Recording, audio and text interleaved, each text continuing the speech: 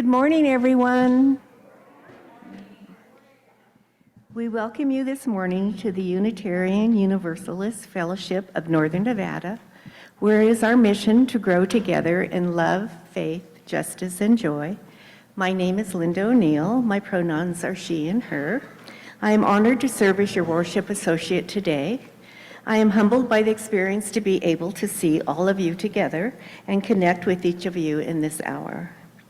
We are meeting on the lands of the Paiute, Shoshone, and Washoe tribes, and we need to be mindful of our profound debt to our brothers and sisters. When we acknowledge these lands that we walk upon each day, we will always think of our great brothers and sisters and the beautiful land full of wonder that we are privileged to every day. And then each time I always want to say a fact about Nevada, so I found this fact. Lake Tahoe is thought to be at least 2 million years old, making it one of the oldest lakes in the world. We welcome you regardless of racial identity, age, economic circumstances, immigration status, sexual orientation, or gender identity. We welcome you and are glad to know we have come together with light thoughts of being here to support each other. I want to extend a special welcome to the visitors and our new members. We also want to extend our welcome to our members and friends that have attended with us countless times. We are always happy to have our young children and their families present today. And I want to introduce my niece and then her family. Yesterday we went and had coffee together and we had a conversation and now they're all here. So I think it worked. Whether inside the sanctuary or on Zoom, those of you who are on Zoom will remain muted during the service. You can put your comments in the chat box. Welcome. Today we will be talking about renewal and the journey. The journey involves a process of transformation, revival, or fresh start, whether in personal, spiritual, or professional life. And so now we have some announcements. I'll do the first one, the Reno Posse. Please pick up a spaghetti dinner or baking kit in the UU kitchen. The need is great for both of them for the next Wednesday, which is June 11th, and they supply many meals. And because there has been some lack of support through grants, they're still trying to have as many meals as they always have, so they need some help in doing that. And then I will invite up Linda if you want to come up.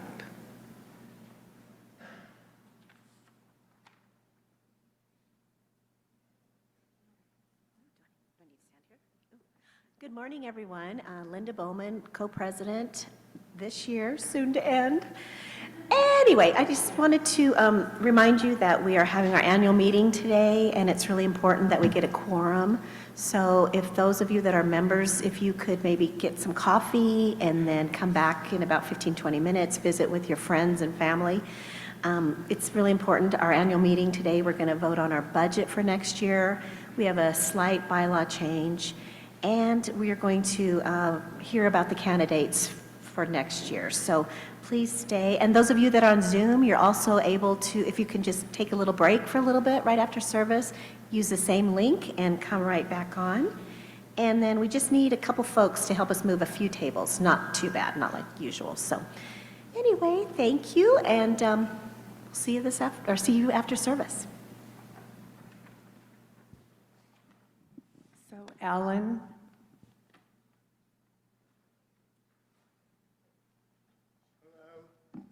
I just wanted to show you some of the new gear that you can get if you come to learn pickleball or improve your stuff. Brand new, it's yours, would cost you a lot of money if you bought it on your own. Bye.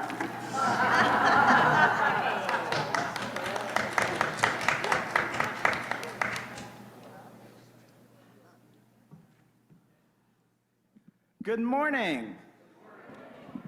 My name is Nathan Bakken. I use they, them pronouns, and I'm the Director of Congregational Life here at UUFNN. And I have 3 very brief announcements. The first is I just want to encourage folks to be mindful of their speed in the parking lot. We had some folks wheel in a little quicker than we would like. So just invite people to mindfully drive into the parking lot for safety reasons. My next announcement is that this Thursday, June 12th, from 5 to 6:30 p.m., the ACLU of Nevada is hosting a virtual Zoom panel discussion focused on trans justice in Nevada. The panel is made up of trans, non-binary, and gender non-conforming community leaders, activists, and advocates here in Nevada, including myself. And it's a panel of 7 people. It's going to be an hour and a half, and we're going to be talking both in Southern Nevada and Northern Nevada. What are some of the issues facing trans folks here, and how can we build community and movement together to meet the needs of the community here of trans Nevadans? There's a flyer in the gathering room with a QR code. Then you do need to register in order to access the Zoom.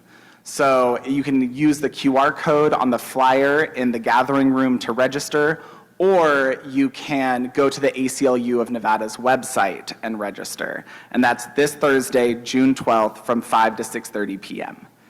And then my last announcement is that this Saturday, June 14th, is the No Kings protest happening around the country. And here in Nevada, it is happening down in Carson City. And this will be from 10 a.m. to 2 p.m. The No Kings rally is a rally around the democratic ideals at the heart of our institutions and at our country. It is important to advocate in this rising state of fascism for the democratic ideals. There will also be one in Reno happening across the street from Amade's office, which is literally just around the corner. And as we all saw this past couple of days in LA with the rising aggressive raids of ICE, getting out, getting our voices heard in mass is a necessity in responding to our times. So I want to encourage, if you're able to come to the protest in Reno or the protest in Carson, invite your friends, travel in groups. This Thursday in the e-news, I will have links on how to protest well and some different things to take into consideration when going to a protest. It's going to be a really impactful weekend for everyone. So I strongly encourage, if you're able to attend, please attend, and thank you.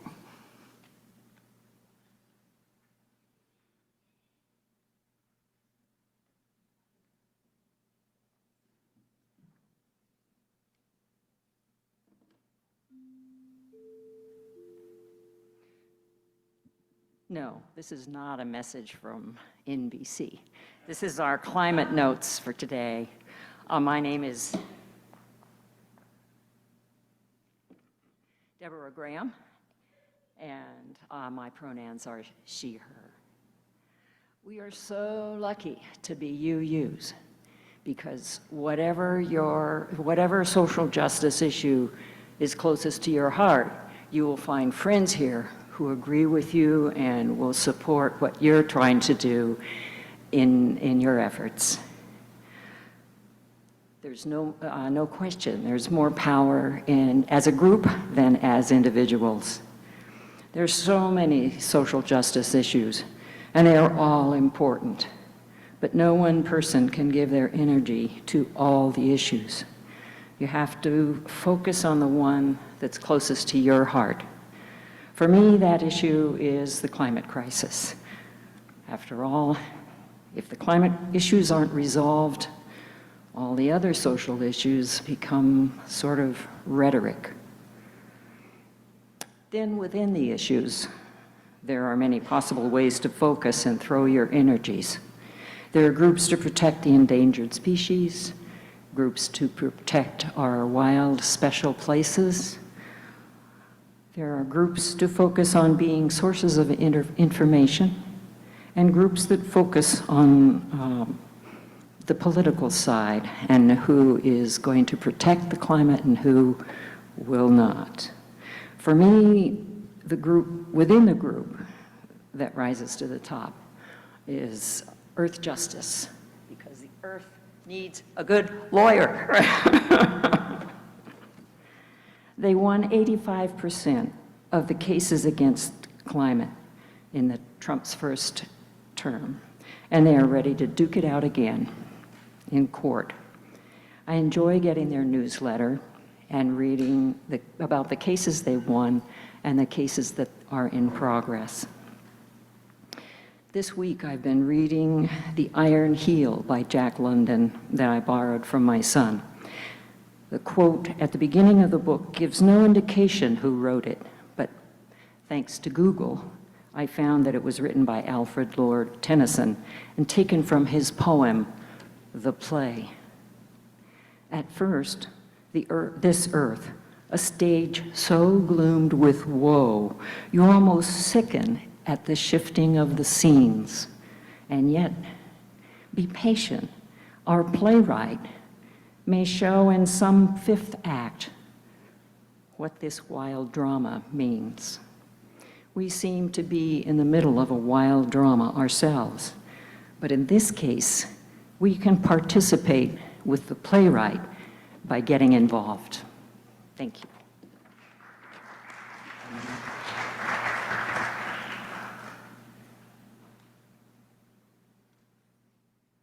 And then one last announcement. Please fill out the Joys and Sorrows card as needed.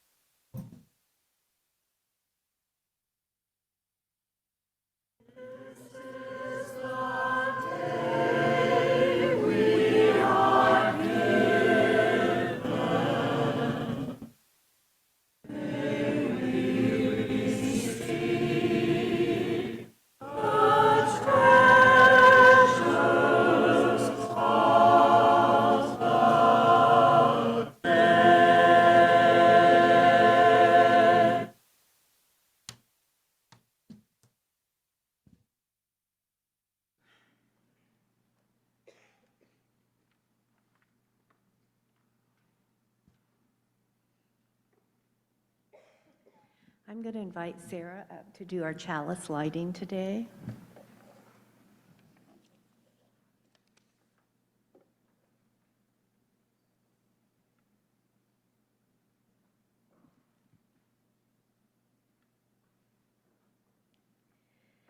Yesterday is gone, tomorrow has not yet come, and we have only today. So let us begin by Mother Teresa. Now is the time that we greet our neighbors. Now please take a moment to greet one another. We ask all to respect wishes of each other and social distance as preferred.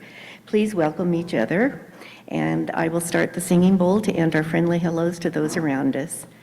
If you are on Zoom, you can welcome each other with a hello or make a sign to greet each other.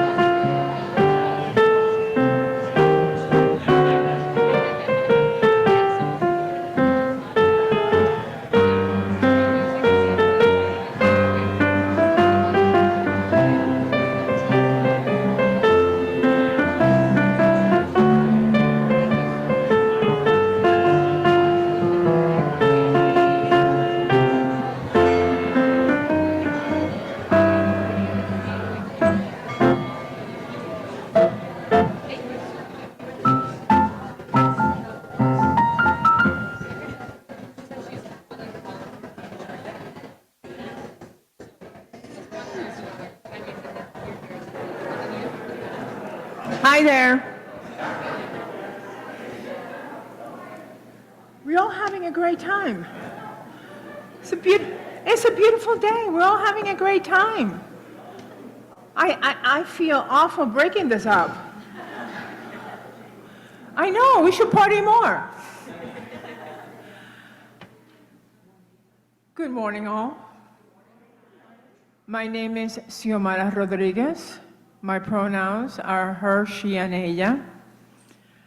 The opening words today are from Carolyn S. Owen Toll. Come into this house of worship. Come in, bring all of you who you are. Rest. Quit your week's worn spirit, for you are here to touch again eternal spirit of hope and renewal.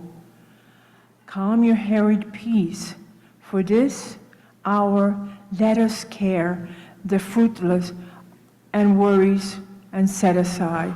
Forgive yourself, for you are very worthy of moving on, of making a new effort, of trying again. Know that you are not alone. This is strength and carries support for you here. You will find comfort if you but ask. Look around. You are part of a potential community. You can make it what you will. Enter this house of worship.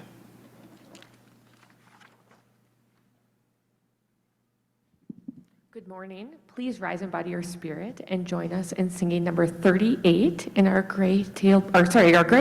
It's not the gray teal hymnal. It's Morning Has Broken. Thank you.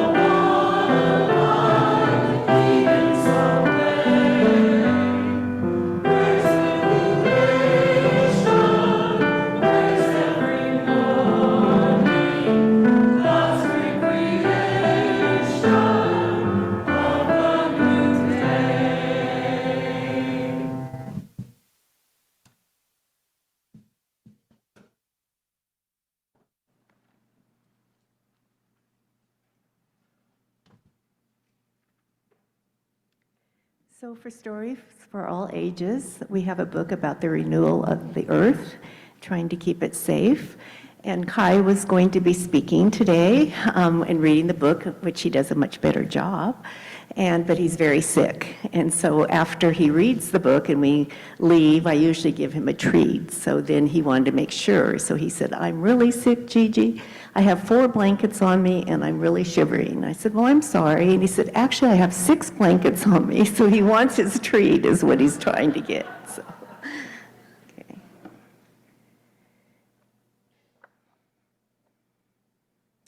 So these are some interesting facts, and of course we get these facts from the climate notes. But 92% of the world's people are breathing polluted air. And then the plastics forever.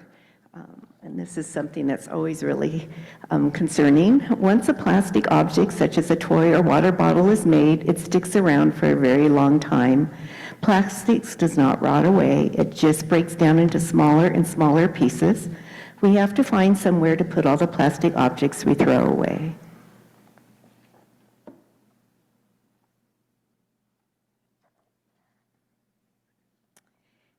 One of the most wonderful things that we have on the earth are our oceans, but cleaning up our oceans is very important, and it shows just in a 5-minute collection on the beach all the straws that were collected.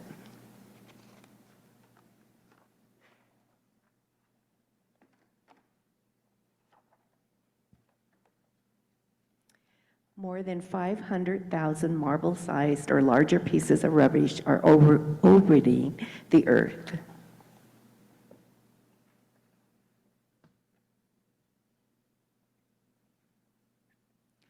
You have the power to make a positive change.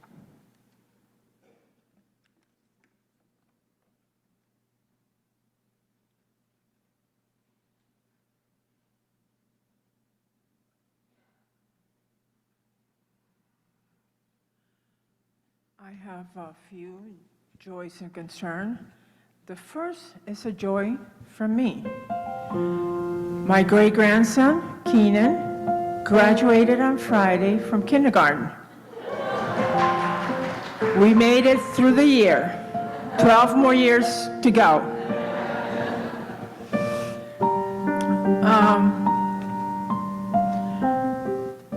And now a couple of concerns. Pam, she told us that Lillian is having some problems with cancer, but is having some problems with the Trump administration to be able to get the medications and the things that she needs, even though she is a legal resident. So let's try to put her in our thoughts and prayers, and everyone who is having problems, medical problems, that are not allowed to get the help they need because of this administration. So please, let's put all these people in our thoughts and prayers.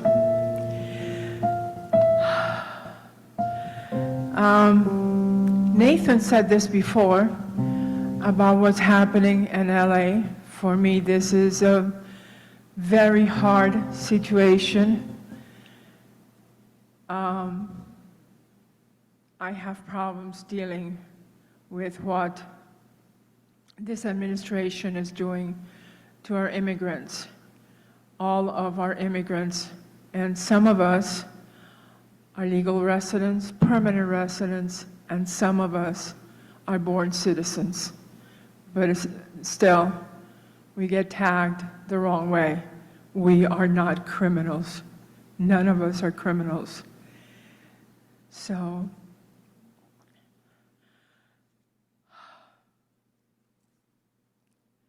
we lift our hearts in gratitude. We lift our hearts in gratitude for the gift of life and praise the faithful of those who went before and set the pattern of excellence. For parents whose love thought better than they knew. For teachers whose faith in us was a blessing beyond measures. For friends whose uncalculating acceptance remain an evergreen memory. For those challenges have stride us to a new resolve and occasional heights.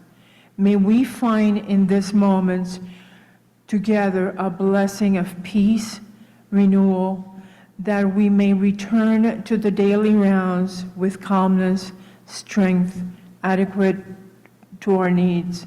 So maybe let's have a couple of seconds of silence and think of all the things that are around us and everything that we could do. Just a couple of seconds, please.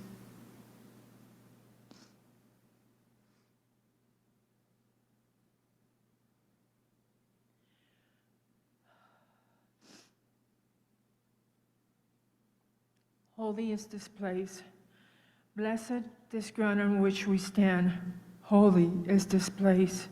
Holy are the place of memories, the place which have formed us, where we store the icons of success and shattered dreams and the greater threads and pieces of what we will become. Holy are the places of memories. Blessed be. Amen and namaste.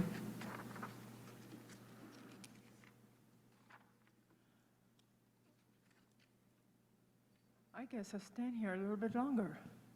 I always keep forgetting this moment, don't I? Huh? Well, I'm standing here again. Renewal. We see renewal every day, but the best example is spring, because spring is nature's way of saying that we're starting again. We are renewing. I love this. I see my tulips come out after a long dormant state. The woodpecker in our next door tree every morning at 6 a.m. I love it. It starts working and I can hear it every single morning. He tells me spring is here. It's a new beginning after a long winter. So I'm starting today's homily with a quote from Nicole Kidman. You have to operate from the sense of everything is new and you're starting again. As we get up this morning, we are all facing a new day, a new journey, a renewal. But we must also remember that we cannot have a renewal without a journey. Nature tells us that because after every sunset, there's a sunrise. After every winter, there's a spring. I'm very aware that not all the roads are alike. Each one of us has his own road, his own journey. There's a Spanish poem written by Antonio Machado, who was a Spanish poet and one of the leading figures of the Spanish literary movement known as the Generation of 98. Not 1998, but 1898. And it's called Caminante. Caminante, son tus huellas el camino y nada más. Caminante, no hay camino, se hace camino al andar.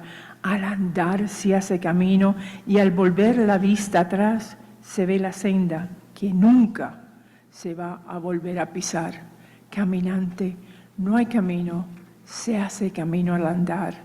Wanderer, there's no path. Everything goes and everything stays, but our fate is to pass making a path as we go, a path over the seas. A path is made by walking, and in looking back, one sees the trod road that never will set foot again. Traveler, there is no path. The path is making by walking. And that is true. We make our own path, but as we walk, we're also renewed. Every single step we make, it is a chance in our life, and in some cases, the lives of others. Like I said before, each one of us, each one of our journeys and renewal is different. The same happens with my tulips and my next door neighbor roses. Each one of them is renewed at a different time. According to the Britannica Dictionary, which tells us that renewal is the state of being made new, fresh, or strong again. But we cannot get to that state of new, fresh, or strong again if we haven't taken a journey, because there is not one without the other. We are renewed every day, every season. Like I said before, when fall comes, the trees lose their leaves, the flowers go dormant. But when spring comes, everything is renewed. Everything comes to life. Sometimes back, I remember talking to a friend of mine about the subject of journey and how journey leads us to renewal. I remember saying to my friend that life is like an airport. There are many gates, we can take, and we all carry multiple bags. It is up to us to find the right gate to take for our journey. And sometimes we find ourselves taking many gates before we find the right one for us. But at the end of the journey, the trip, we are renewed. We might not notice the change, but the change is there. Let me tell you a story. As all of you know, I served in the U.S. Coast Guard for 20 years. I love my service. I love my jobs in the Coast Guard. Taking on that journey, one that sometimes was hard, was the best thing that could have happened to me. The journey led me to many jobs, but once I decided to take the journey in each of those jobs, I was renewed. They were great. I learned something new every time, something new about the job, and most important, something new about me. I felt like taking the journey with the Coast Guard, I had something special. I had so many ways of change. The renewal came, taking that journey was finding love, family, and sometimes even the sense of belonging. Sometimes it's hard to take the journey. Sometimes we look at the reward or the renewal not as a reward of renewal, because so many times we don't see even the change. But there is no renewal without the journey, because they are both integral part of each other. And both ask us to be open to choice, not just numbing out, shutting out down. It asks us to let go of the old habits, with self-kindness, and to bring curiosity to unfamiliar landscapes and the possibilities of open at our own pace.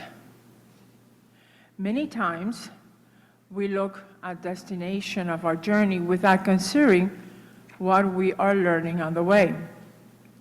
Many have said to me that I am very much like Don Quixote, because I, like him, I believe. And I'm going to read a portion of a song from the Man of La Mancha.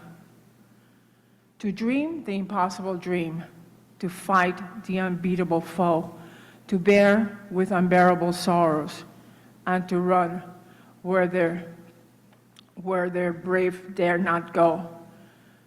To right the unreadable wrong, and to love pure and chaste from afar, to try when arms are too weary, to reach the unreachable star. This is my quest, to follow that star, no matter how hopeless, no matter how far, to fight for the right without question or pause, to be willing to march into hell for that heavenly cause. Think about those words. Don Quixote tells us to go on the journey, to keep moving, to do that which might be impossible, because at the end of that journey, there is a reward, a renewal. So yes, maybe I am and I will be a dreamer. Maybe my journey is to make a path as I go, to go forward and to fight for what I think is right. Maybe my renewal is an everyday renewal, like the sunrise. I would like to believe, like Stephen Schick, Unitarian Universalist, peace activist, former clergy, who said, to go restless with whom we are help us to move towards our ideals. Perfection is impossible, but we all have the potential to be more patient, more compassionate, and more open-minded. On the other hand, William Shakespeare said, we know what we are, but not what we may be. We are travelers. We visit different gates in our lives. Some journeys, it's not easy. Others' journey is so good. But we all get renewal. Some of us like my tulips, others like the roses, and still others like the woodpecker. But we all have a journey. And trust me, there is always a renewal. Before I leave, I would like to leave you with some words from Mandy Hale, the single woman. Life, love, and a dash of sass. You learn as you get older that rules are made to be broken. Be bold enough to live on your terms and never, ever apologize for it. Go against the grain.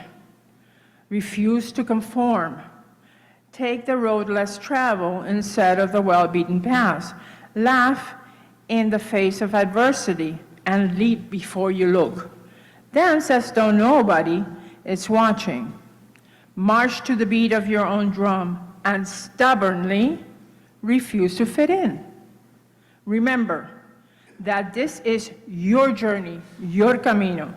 Finally, 2 things from my friend Don Quixote. I know who I am and who I may be if I choose. And hope is born the same day as love. Blessed be, amen, and namaste.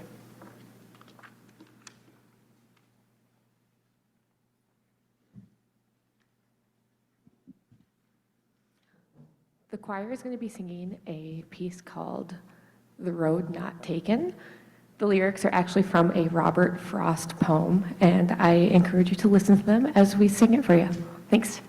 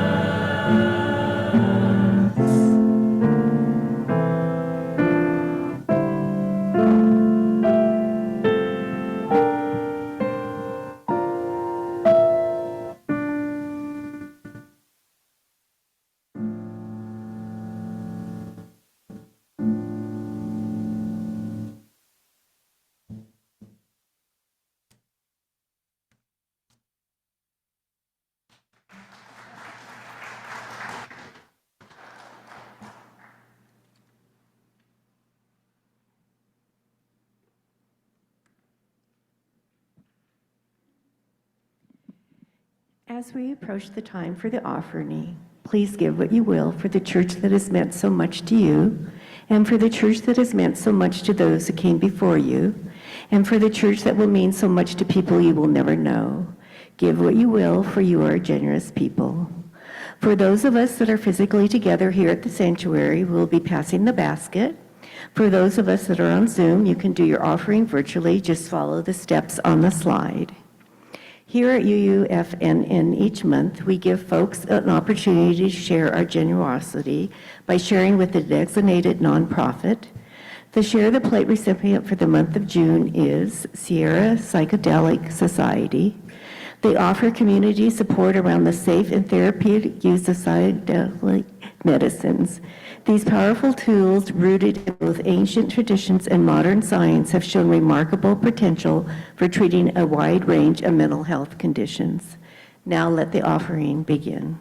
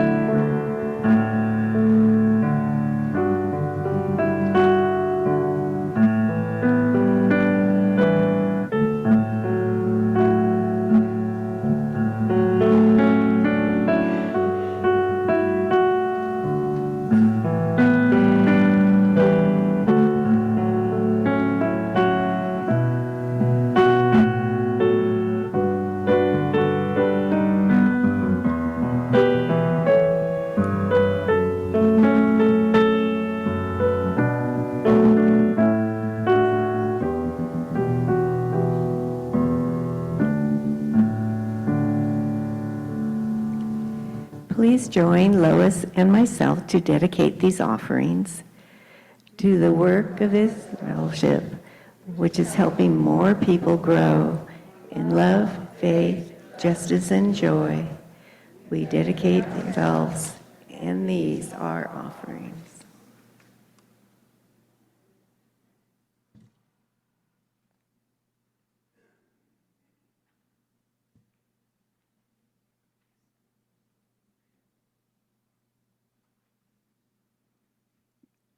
We extinguish this flame, so I'm going to extinguish our chalice here a second.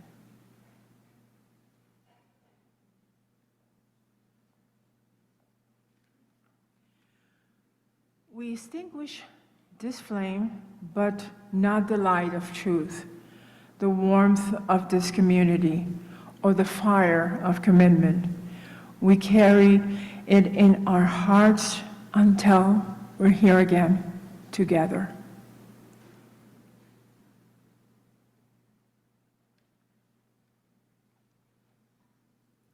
Please rise in body or spirit and join us in singing 348 in the gray hymnal. It's Guide My Feet, and then after you can remain standing for our benedictions. Thanks. Thank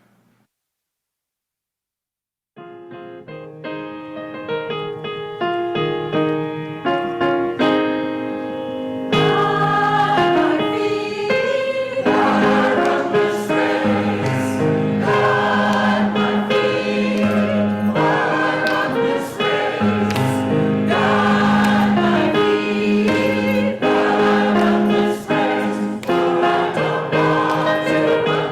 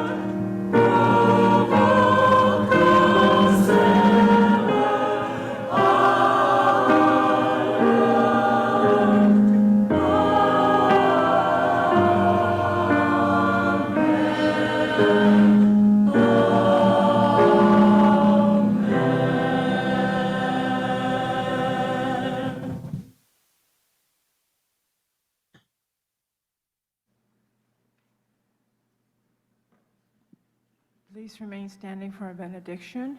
If you would like, please hold hands. If you are not comfortable with that, I understand. Put your hand on your heart so we could share together. If I could do this. Go boldly. May you be brave enough to express your aching wonderness and reveal your vulnerability. May you speak your deepest truth, knowing that they will change as you do. May you sing the music within you, composing your own melodies, playing your own songs with your heart. May you draw paint, sculpture, and so showing the world your vision. May you write letters, poetry, biography, slogans, graffiti, and the great novel, laying bare your words to love and hate. May you love even though your heart breaks again and again. And until the end of your days, may your life be filled with possibilities and courage. Our worship is over. Now it's time for our service to begin.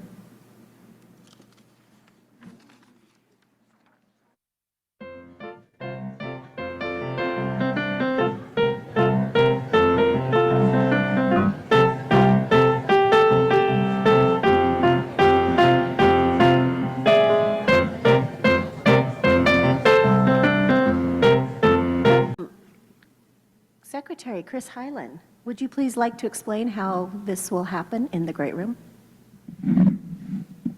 Thank you, Linda. I'd be happy to. For those of you who haven't attended an annual or congregational meeting before, or who slept through the last one, here's how we'll go step by step. After Linda introduces an agenda item, she'll ask for a motion and a second to approve it, and she will look for anybody in the great room who'd be willing to do that. Simply say, I move, or I second the motion. You can do that from your chair. You don't need to come up to a microphone, but do it loudly enough that we can hear you, and state your name when you do that. And I may ask, if several people move a motion at one time, I may just pick someone, or I may ask you just so I know who to write in our minutes. After it's moved and seconded, Linda will open the floor for discussion. If you're in the great room, we have a standing microphone here to your left. And if you have a mobility challenge, we do have a portable microphone that Jane or Lily will walk to you. Please don't overuse that function, because it'll slow us down a little if they're having to walk all over the room. If you're on Zoom, as Philip just said, use the raise hand function to tell Zoom host Mary Lee that you'd like to speak, and Mary will announce to Linda that you want to speak, and then Mary will unmute you so that you can address the meeting. We'll vote by raising hands in the great room, and Linda will first ask everybody who's voting yes to raise your hands. Please keep your hands up. Jane and Lily will be counting votes, and that can take a little while to make sure we get an accurate count. And at the same time, Mary, the folks on Zoom need to use the raise hand function to vote yes. And Mary will count up the Zoom votes, and then Mary, Lily, and Jane will report those numbers to me so that I can jot them down on my trusty piece of paper. Linda will then ask for the no votes. Same procedure. If you're voting no, raise your hands or use the raise hand function. And then I'll add up the numbers and check them against the vote requirement and announce whether the motion passes or not. Chris, do we have a quorum for today's meeting? Well, yes, we do have a quorum. We have 196 members of record, which is 15 more than we had for our last annual meeting a year ago. Yeah. That means, according to our bylaws, we need 30% of our members here for a quorum. We have That adds up to 59. We have 61 members here, so we'll have to do some more recruiting next year, because I'm sure we'll have even more members of record at that point. For the amendment to the bylaws, that requires a 2/3 vote, so that will require 39 yes votes. All of the other motions will require a majority, which is 30 yes votes. Okay. We still have a quorum. Thank you. So we have 64 members present. Thanks. Okay, let's get to business here. This is tricky. I can't read and talk in the microphone. All right, so the minutes of our June 9th, 2024 annual meeting and our December 8th, 2024 special congregation meeting were all sent to the members as part of the notice of this annual meeting. May I have a motion from a member in the great room to approve the minutes of both meetings? Nancy Cadigan.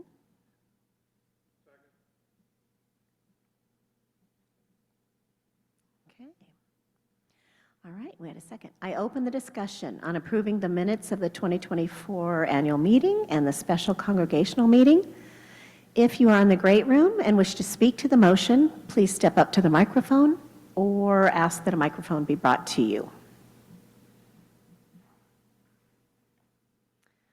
All right, seeing no one here in the great room. Mary, is anyone wishing to talk, to speak with the motion? No. Okay, having none. Next page. All right, I call for a vote on the motion to approve the minutes of the 2024 annual meeting and the special congregational meeting. All members in the great room voting yes, please raise your hand and keep it up until Lily and Jane finish counting.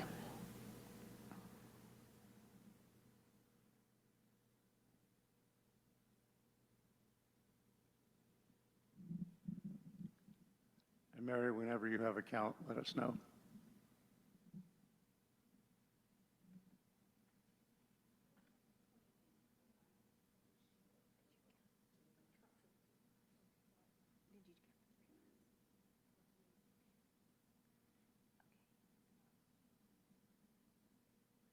Thank you, everybody.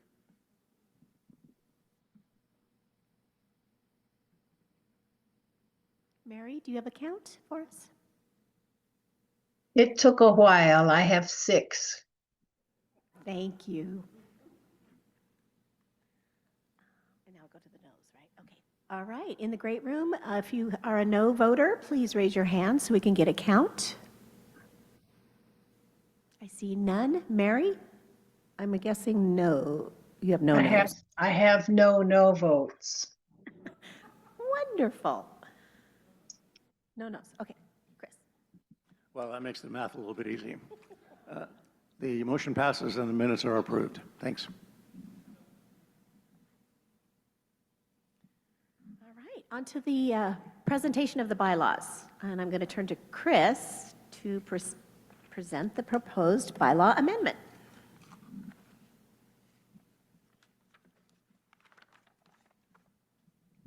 Thanks, Linda. As we discussed at the informational meeting last week, the proposed amendment to the bylaws amends just a single sentence in Article 7. For those of you who are technically minded, it's Section L. Currently, the minister's role is described as that of a consultant to the board. We've had a bit of a conflict between our bylaws and the standard UUA ministerial agreement for several years now, because the ministerial agreement provides for the minister to be an ex officio member of the board. Ex officio simply means that you're a member of the body by virtue of some other role that you play. So in this case, the minister is a member of the board because they are the minister, but without a vote. So the minister would be, under this change, would be a member of the board with no vote. And if you think through it, it is a legal change in the minister's role, but functionally, it's really not a change.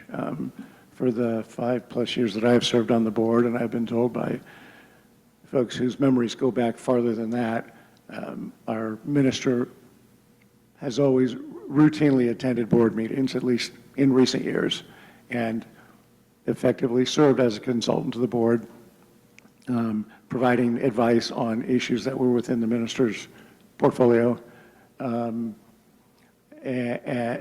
of course has never had a vote.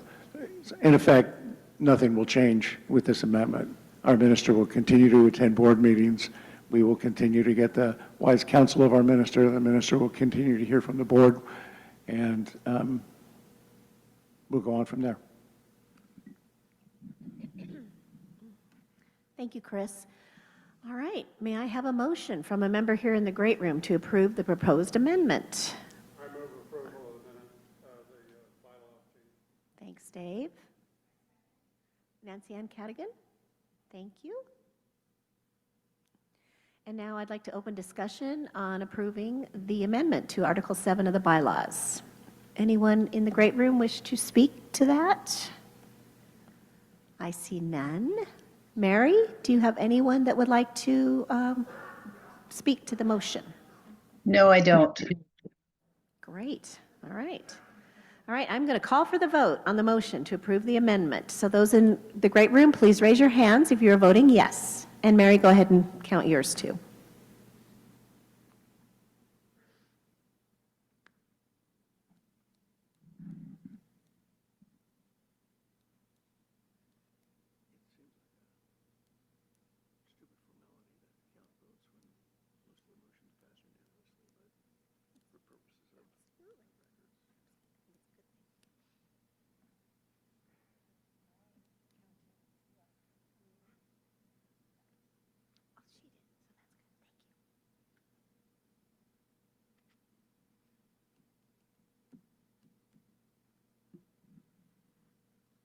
Mary, do you have a vote on Zoom? 7. 7. Thank you. All right, any no votes in the great room?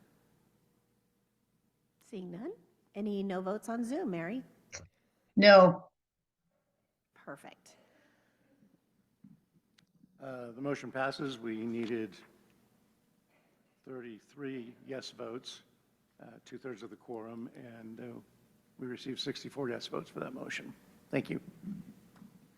Thanks, Chris. All right, so now we move on to the presentation of the 25-26 budget. And I invite Philip Moore, the treasurer, to come ahead.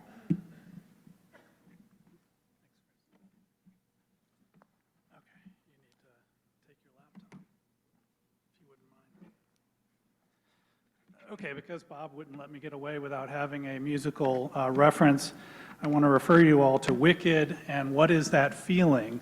Great song, but I want to say the emotion you're feeling right now is not abhorrence, it is excitement. You are getting really excited right now. And if today's session about talking about the budget is not enough, we have some vacancies on the Finance Committee, and I encourage you to join the Finance Committee. So please, please do so. Okay, so we're going to walk through the budget that's on the screen at the top. I want to start by calling you back to the presentation that I did in April when I discussed that our priorities were for the next year to hire a minister. And that is our priority with the budget this year, and also retaining other important staff. So not everyone got what they wanted in this budget, but we had to prioritize certain things, and I'm going to talk about that. As some of you may noticed, it's a significant negative, a deficit budget is called, negative 24,000, which means at the end of the year we expect to spend 24,000 more on the expenses than we will bring in revenue. Now, why did we decide to do this? First and foremost, this is a huge step forward for the congregation to get a minister back in place and to retain the other staff that we need. Second, we are in a very strong cash position at this time. As of the end of April, we have $182,000 in our working, uncommitted working cash balance. And that just means that all of our reserves, all of our other accounts are taken care of, but we have $182,000 in uncommitted funds at this time. And I would say a part of that is still about $65,000 that's attributable to this year. We are both above budget in terms of pledge income, cool, and below budget in terms of expenses, even better. So, however, we're being cautious about that number because we know that there are things that we're probably going to spend on between now and the end of the year, such as some of the amazing work that Bob and Brooke and others did to bring in the tree service to make sure the trees are healthy and looking great. So thank you. And so that was a large expense that we incurred in the last month. So we expect those numbers to come down, but we still are in a very strong cash position. The other thing I will note is that that deficit budget is within the 10% rule that we have in our financial policies for deficit budget. So we could have up to 10% of our revenue as a deficit budget. That would be around $40,000 this year. So well within the guidance of the financial procedures for that. So that's a general note. Specifically, I want to highlight that we are, as part of this meeting, approving this summary budget. In the file that was sent out, in the folder that was sent out, there is a detailed budget that has a line item budget, which you're welcome to look at and observe. But please know that we approve at the budget at the summary level because it gives us more flexibility to execute the operations of the fellowship during the course of the year. So we don't actually have to come back to you all and ask for a change if things get overspent here and underspent there. So it's important from an operational perspective. However, rest assured, there are plenty of people, including Betty Hulse, who continue to look over every aspect of our spending. And that includes individuals who are responsible for each of those budget items, such as Chris with our safety and other funds, as well as the Finance Committee, and finally the board.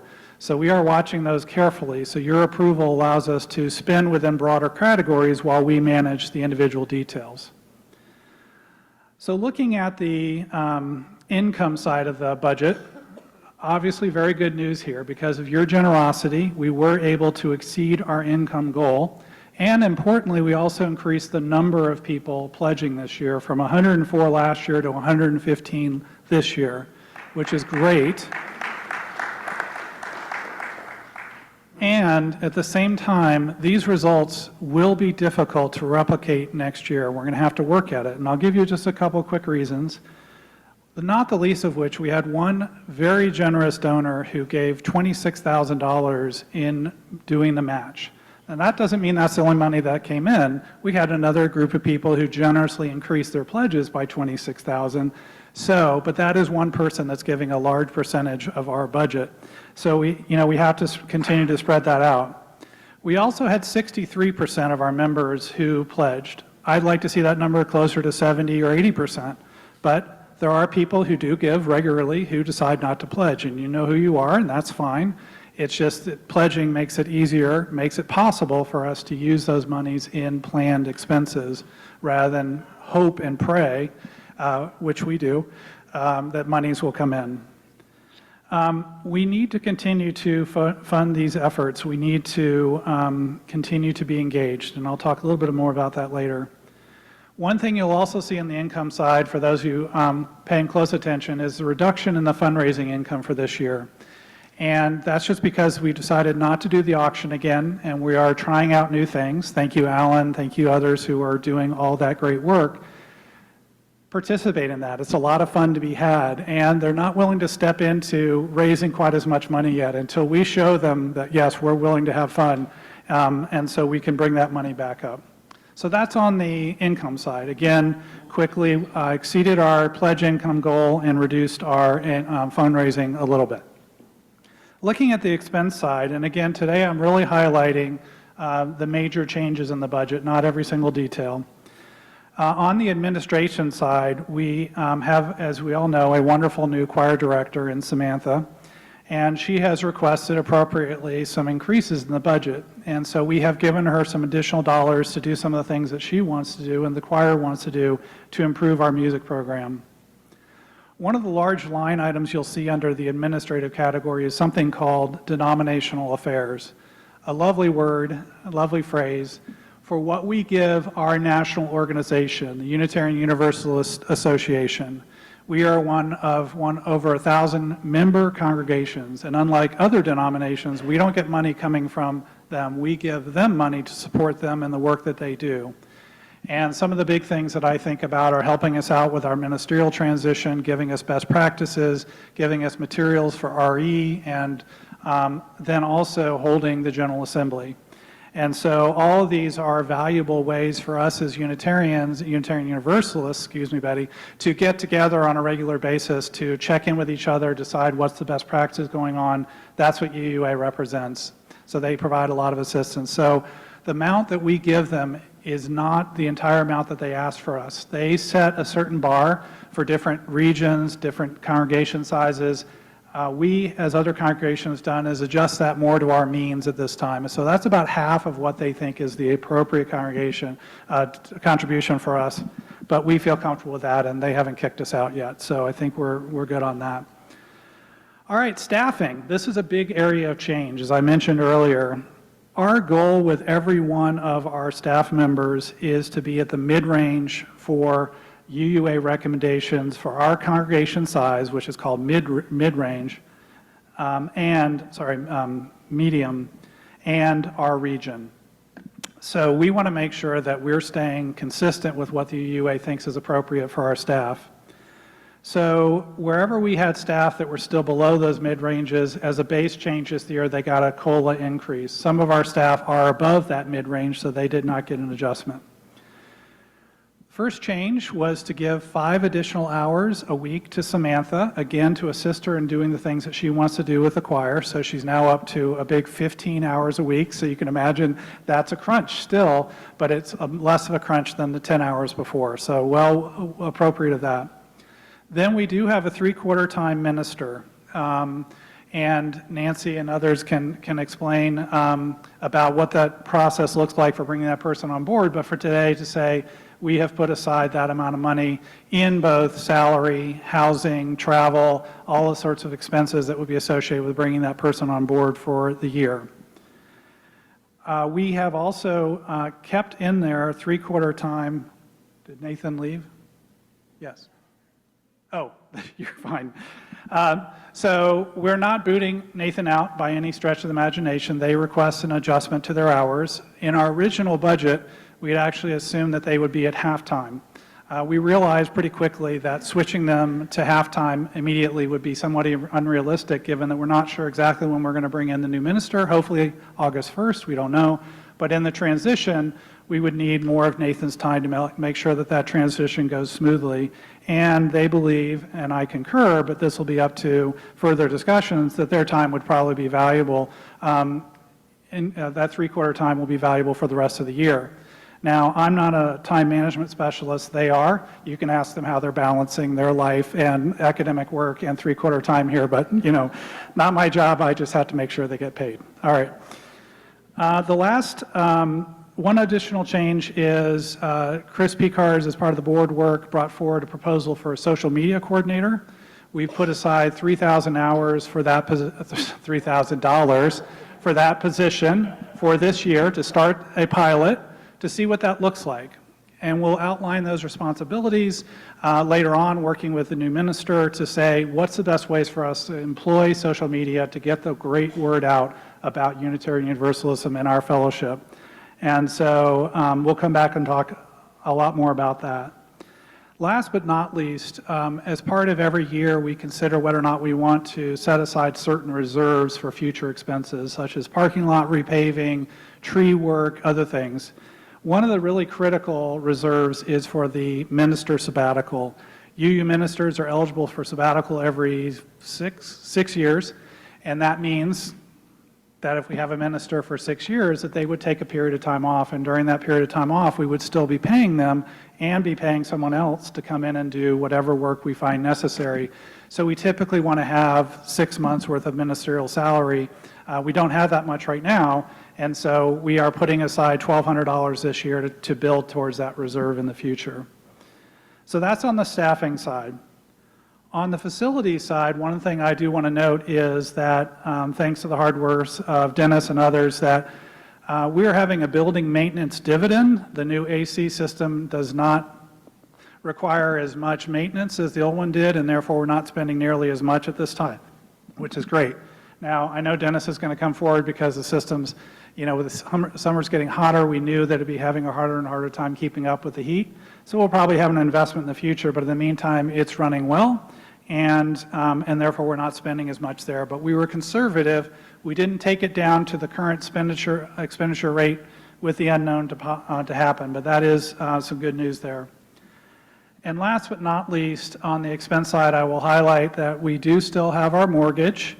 That mortgage is extremely favorable terms and will be paid off in 8 years in 2033. And so that will be nice to have that finally paid off. Before I open to any questions, I would like to, or at least the motion, I'd like to thank a couple of people who have gone above and beyond the duty to maintain the financial records and to do the work of this congregation. First and foremost, Andrea Caldwell.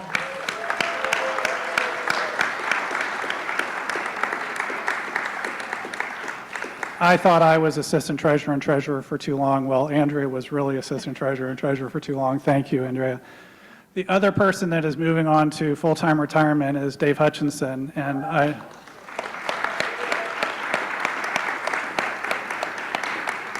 and Dave has really set the standard for how we should do our finances. Andrea and I are going to be hard to live into those standards and those procedures as we go forward, but thank you, Dave. Last thing I want to say is I started out by saying we're going to have a hard time replicating the results that we had this year with, well, the most important thing is what you all are doing today and representing, staying engaged with this congregation. And while I can't say this is a stewardship conversation, I would say the best way to do stewardship is to remain engaged, get others engaged, get them excited about connecting with this congregation in so many ways, including a financial one. So please keep in mind that that is our work for the next year in terms of getting and keeping the programs and the staff that we need. Thank you. Philip, thank you so much. I mean, the work that you have done, and again, I second the thanks to Andrea and to Dave. I mean, where would we be without you guys? So thank you so much. And when I say guys, I mean all people too, for the finance. All right. May I have a motion from a member here in the great room to approve a fiscal year 2025-26 budget? Sandy Young, I see. Is that correct? Did I call the right one? Okay, thank you. All right, may I have a second? Billy Lee. Thank you. All right, and I'd like to open the discussion on approving the budget. Is there any questions? Any people want to speak to the budget here in the great room? If so, please line up, or we'll bring a microphone to you. All right, seeing none. How about Mary Lee? Does anybody wish to speak to this? No, they don't. Wonderful. Thank you. I know. You did a great job. Okay, I call for a vote. All of those in the great room in favor of voting yes, please raise your hand.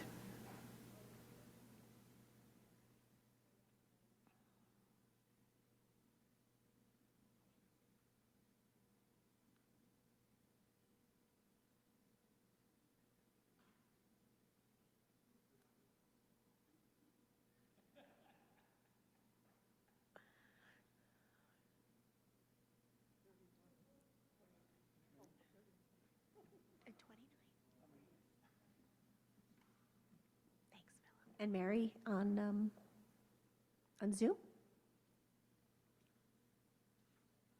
Just a second. Someone's trying to raise their hand with it, but so I'll count them too.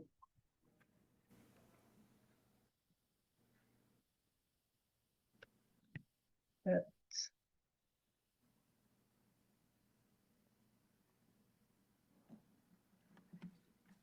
9, 8. Let me see. Let me try that again. 8. 8. Thank you. All right. As Chris is adding up all the numbers, is there any no votes here in the great room? I would assume no. There's no votes. And Mary, there's probably no votes on Zoom. No, there are there are no no's. All right, all right. Big surprise. Motion passes unanimously, 68-0. Awesome, awesome, awesome. Again, Philip, thank you for the great discussion. Awesome. All right, now we get to do the presentation of the candidates. Sandy Young. I can move and you can sit here, Sandy, if you'd like.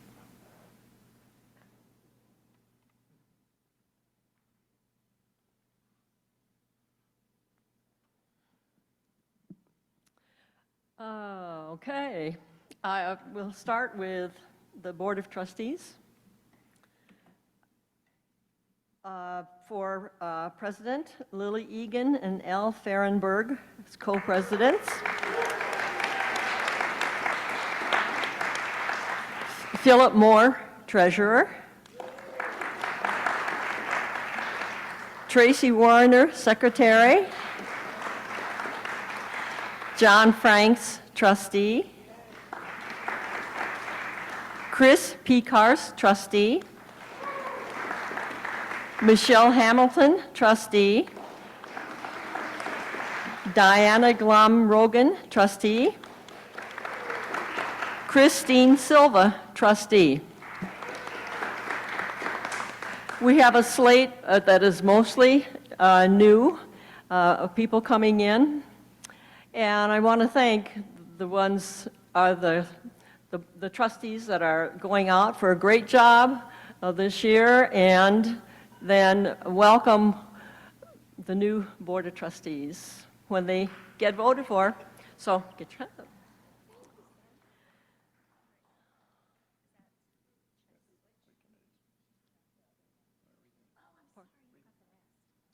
What do I do? Oh, these two? Okay, okay, for Legacy Committee,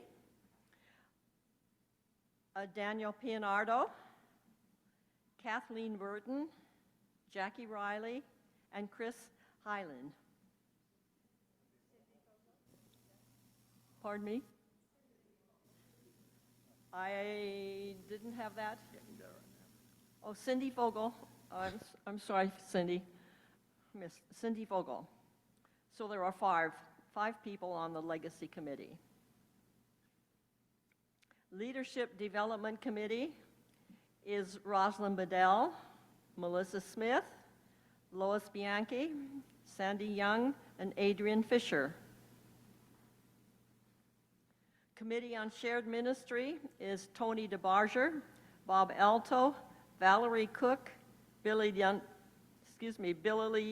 Dunford Jackson, and Karen Franks.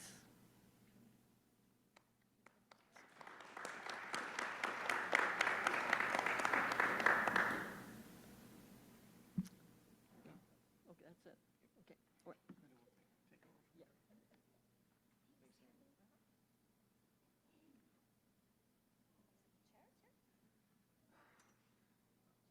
Thank you, Sandy. I appreciate that. And thank everyone else that is on that list. It's amazing. All right, let me turn the page. May I have a motion? You guys know how we do. In the great room to elect the slate of candidates for the said forward. Everybody. Deborah? And may I have a second? I don't know. Who was first?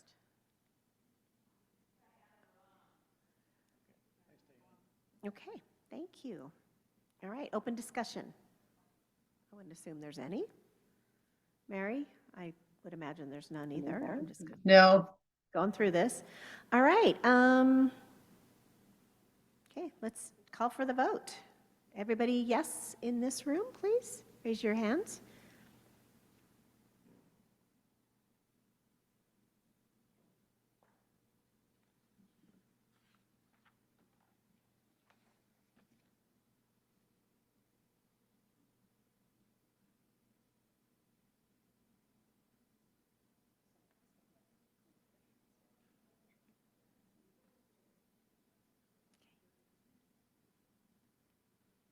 Mary? I know I'm always rushing you, I'm sorry. 8. Perfect. All right, any no votes? I'm assuming none? No. None on Zoom? Perfect. All right, Chris. Our slate of candidates has been elected unanimously. Thank you.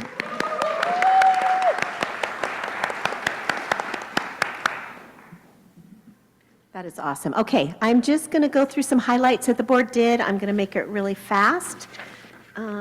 We had a great year. It was amazing how we started out and how we ended. So I just want to first thank. I want to do a couple thank yous to the current members of the Board of Trustees, Co-President Nancy Oakley, also known as my sister, and yeah, we had a few battles, but we got over it. So, yes. Anyway, so it's good, it's good. Chris Highland, an amazing secretary who is just big shoes to fill. Chris Pecars has just done a stellar job. Chris, yeah, there's so many things to thank. Andrea Caldwell, who is a glutton for punishment, left, to be the treasurer to join finance. I don't know why she did that, but. And of course, Philip Moore, who took over as treasurer. John Franks, Lily Egan, and Jane Dunn. Thank you so much, so much. And again, without these amazing individuals, their commitment is just we would not be where we are today. And I just want to state that. This has been a great group. And I just really appreciate working with them. I also wanted to thank Nathan. Nathan held us together this year. Nathan brought, yeah.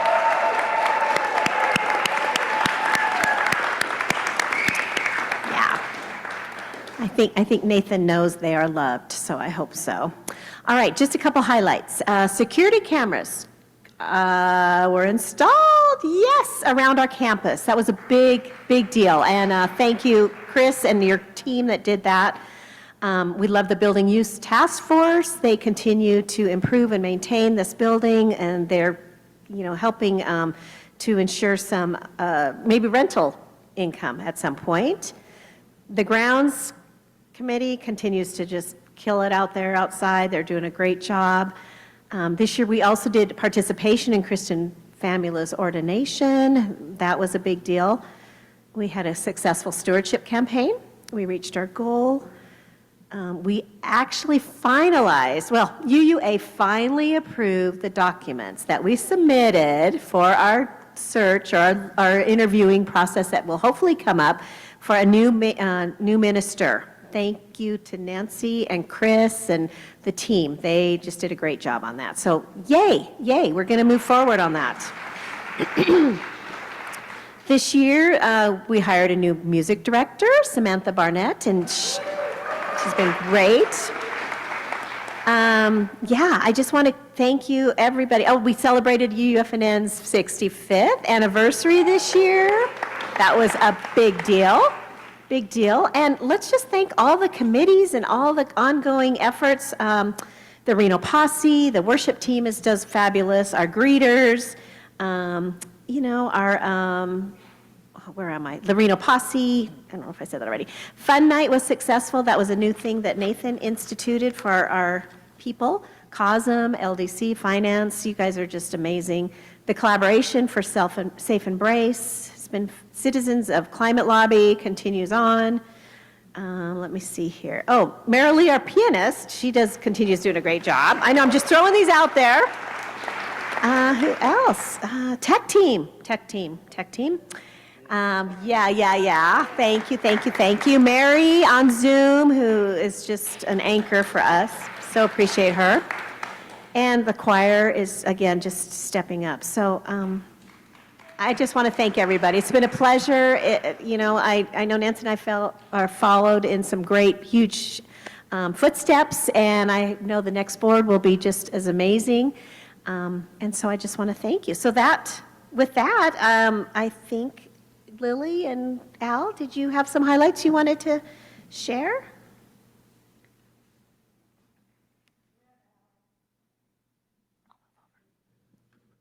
Yeah, for next year, First and foremost, of course, is to get the new minister in and installed and operating here. But after that, I think it's really important that we really take some action with regard to membership and leadership. As you saw on the slide up there, we don't have anybody as the president-elect for this next year. We desperately need somebody to fill that post, and we really need some action in terms of membership and leadership. And so I'm going to do everything I can to promote that, including, if necessary, I will support spending even more money if that'll help us significantly in that area. As you know, the board has to approve any action that gets taken. Lily and I don't get to be Donald Trump. We're all, we operate as a democracy here. And so we will do everything we can to make it all work out right that way. And I'd just like to say that I will do everything I possibly can to do the best job for you all that my addled old brain can handle.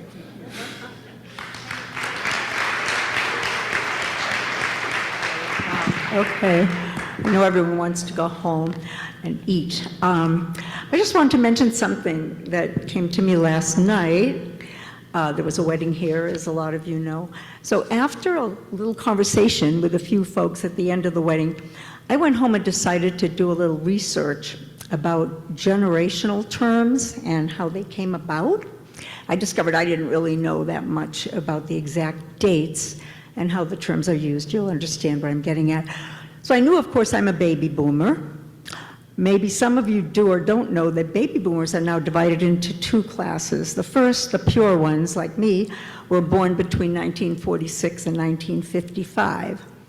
And the others that are younger are called the Jones folks because they avoided the draft totally.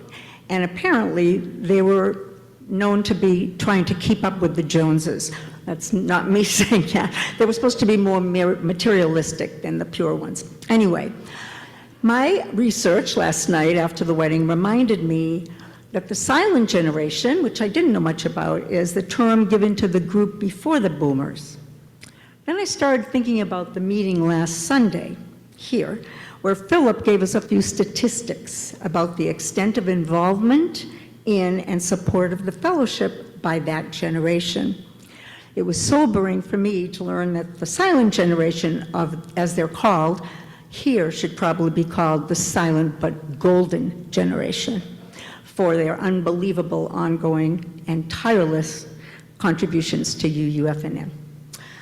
And my gang, the baby boomers, are also pretty well represented on committees and the board. So I'm kind of saying the same thing that Al said, but giving you little vignettes instead. So I'm really hoping that this year, the Gen Xers, the millennials, now I'm learning them all, and even the Gen Zers might really be encouraged to step up and get way more involved than as a demographic group they have been. And as I look out to, I'm not speaking to that many of them even now. That brings me back to last night's festivities. So for those of you that might not know the story, these two unacquainted newbies at UU a year ago discovered that they shared a passion for paganism and apparently other things as well. And look what happened. They got to know each other better, and now CUPS, the Covenant of UU Paganism, is very large here, an active group at UUFNN, and among its founders are married. So what a beautiful little UU fairy tale. I tell you all this because I hope this coming year will be nothing short of spectacular. We're in a great position financially, and moving forward, I just want a lot of new people, new energy, new blood, and also new ideas. So I'm going to mention, and I'm sure Al agrees, that if you have any wild, crazy ideas that seem maybe impossible, but might be possible in any of the areas that we support, please come to us and we'll try to get them going. Thank you.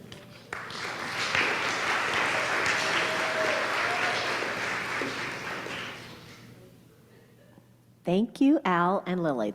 That's awesome. I'd love to hear the goals and upcoming highlights that you hope to to reach. And now I'd like to invite Nathan to come forward and give us some closing words and extinguish our chalice.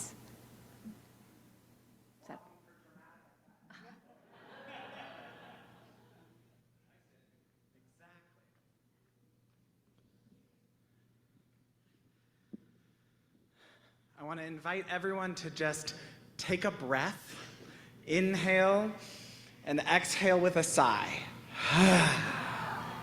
You have survived annual meeting. And not only have you survived it, but you, over this past year, have created a thriving community.